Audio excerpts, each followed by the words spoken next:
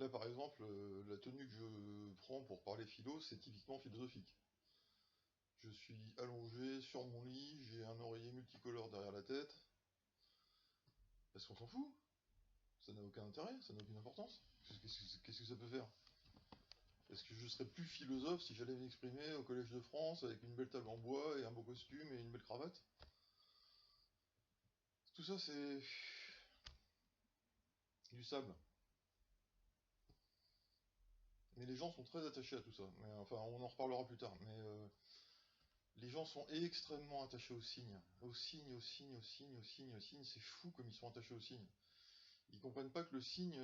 bref, on en reparlera. On en reparlera. Alors, vous pouvez me dire maintenant, ouais, la philo, gna gna gna. Mais en fait, pourquoi?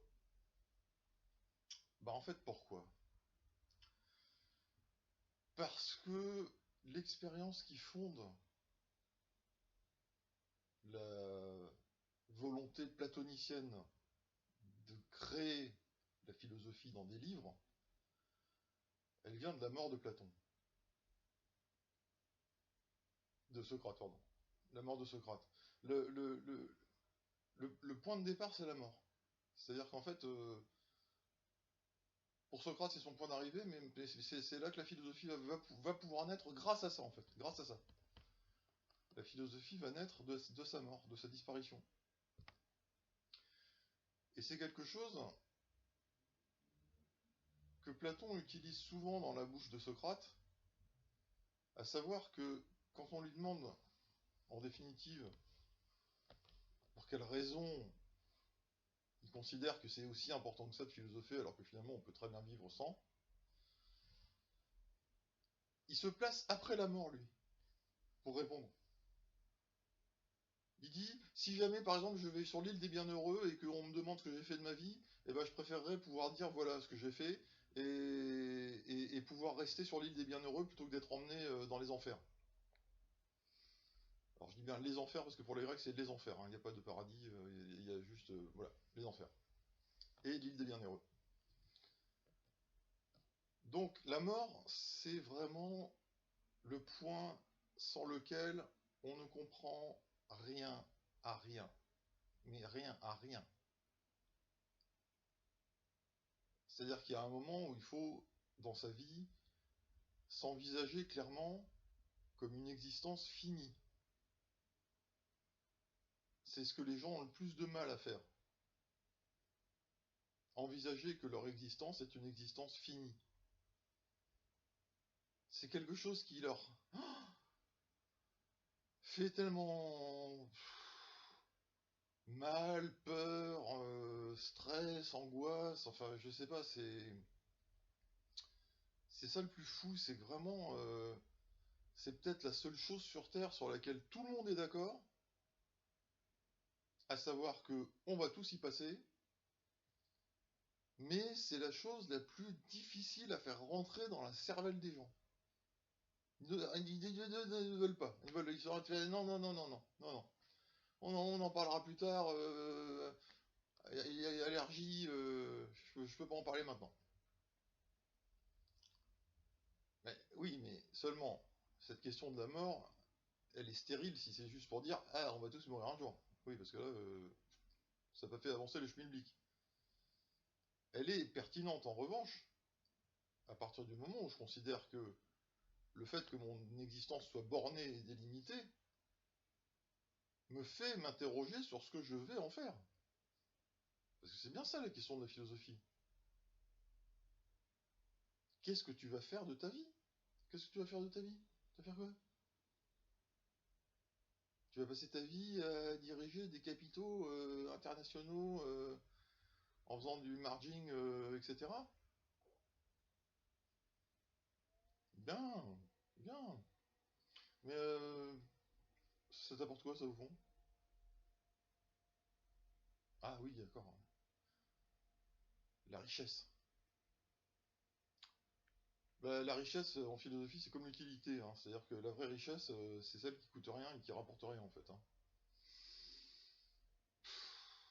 La richesse de quoi?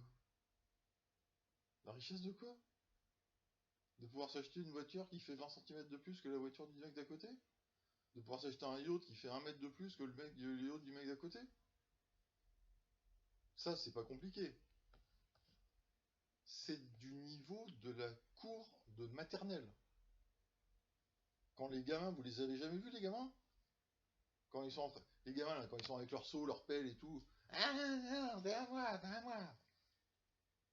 Bah, prête-le, tu t'en sers pas. Non, c'est à moi. Bah, regarde. Ah bah tiens, moi j'ai mon râteau, il est plus grand que le tien. Les premières fois que je suis arrivé devant les cours de gamins en maternelle, j'ai eu un flash. J'ai compris qu'il y avait absolument zéro évolution entre ces gamins de 3 ans ou 4 ans et ceux qui sont à la tête de notre État. C'est les mêmes. Les mêmes, les mêmes, les mêmes, les mêmes, les mêmes. C'est insensé. Non, j'ai pas prêté. Non, j'ai pas donné. 4 ans. 4 ans, 4 ans d'âge mental. Hein. Parce que si on commence à prendre des choses un peu sérieusement, avec la mort par exemple, tu crois vraiment que tu amasses quelque chose, quelque part? Tu penses sérieusement que tu es en train de faire un capital qui va te suivre? Eh bien non, Jean-Pierre. Quand tu vas partir tout nu. Tout nu. Tout nu, tout nu, tout nu, tout nu. Et tu vas rien emporter avec toi. Tout va rester derrière. Dans les mains de tes héritiers qui vont se disputer à mort pour avoir la possession du plus gros morceau. Alors qu'est-ce que tu dis de ça? La bague de ta femme? Mais c'est la 577e femme qui porte cette bague. Et elle est là, elle fait ah, c'est ma bague. Vous savez que le concept de propriété, il faudrait y réfléchir sérieusement, les cocos, hein, parce que je vais vous dire, moi, un truc, c'est que c'est carrément périmé. Hein. C'est cramé de chez cramé. Il n'y a pas de propriété. Enfin, vous êtes fous, quoi. Qu'est-ce que c'est que la propriété? Oui, d'accord, c'est pratique dans la vie de tous les jours, dire, ah, ça c'est avant, mais si on creuse un peu plus, qu'est-ce qui est propriétaire d'un château? Non, mais un propriétaire d'un château, n'importe quoi. N'importe quoi. Château, il a eu 100 000 propriétaires. Qu'est-ce que tu. Qu'est-ce que tu te réjouis là quand tu te balades là-dedans en te gargarisant comme si c'est toi qui l'avais fait avec tes blanchemins? C'est ridicule. La mort efface tout. Tout le monde au même niveau. Pareil. Et là, ça rigole plus. Et c'est là que ça devient drôle en fait. C'est là que c'est assez drôle parce que quand on commence à mettre aux gens le problème de la finitude soudainement sous leur nez, ah bah ils aiment pas ça. Hein. Oh, ah ouais, fou.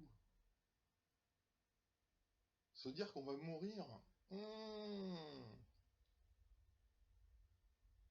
Une publicité sur la 3 vers 17h30 pour les hospices, mais sinon c'est tout. Hein. Alors, je reviens sur ce que je disais dans l'allégorie de la caverne. Évidemment, bien sûr, tout est fait pour qu'en permanence, on n'ait jamais l'illusion qu'on va mourir. La télévision, le cinéma, la radio sont en permanence dans la production de nouveautés permanentes. Et en même temps, ils savent garder des vieilles émissions bien ringardes pour qu'on ait l'impression que le temps passe pas en fait. Moi, j'ai plus de télévision. L'autre jour, je suis tombé sur un programme télé. Je me suis dit, tiens, c'est dingue, ça fait 15 ans que j'ai pas de télé et pourtant, c'est toujours les mêmes émissions. Koh machin, etc. Comme ça, les gens, ils sont bien, ils sont tranquilles, c'est Koh toute la vie, quoi.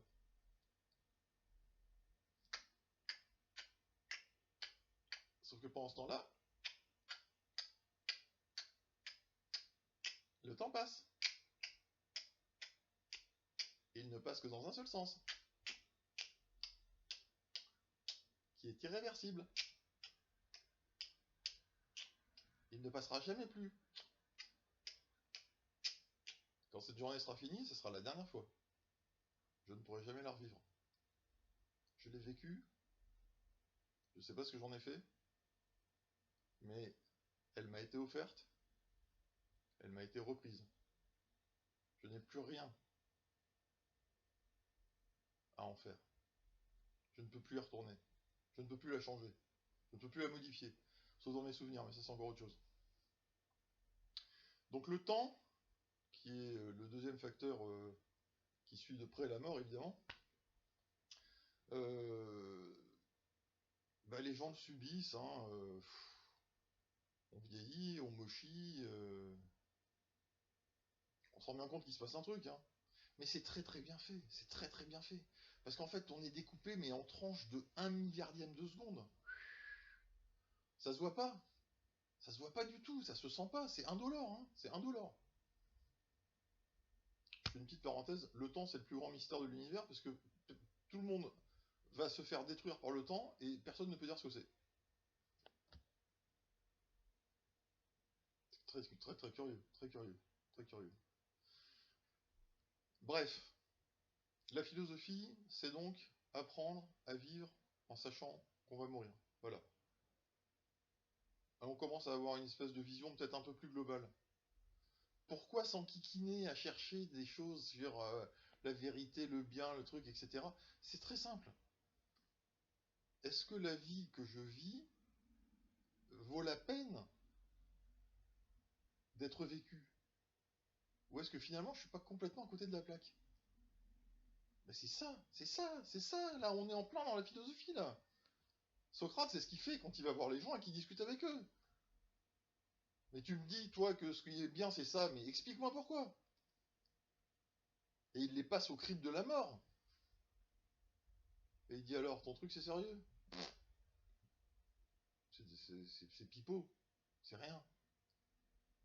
On peut pas dire que c'est sérieux. La mort, c'est vraiment le sérieux en fait.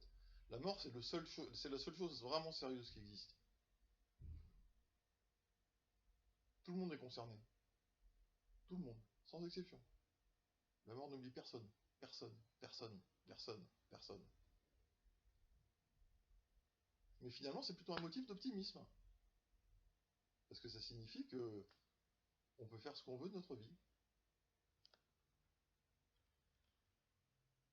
Mort ou vivant.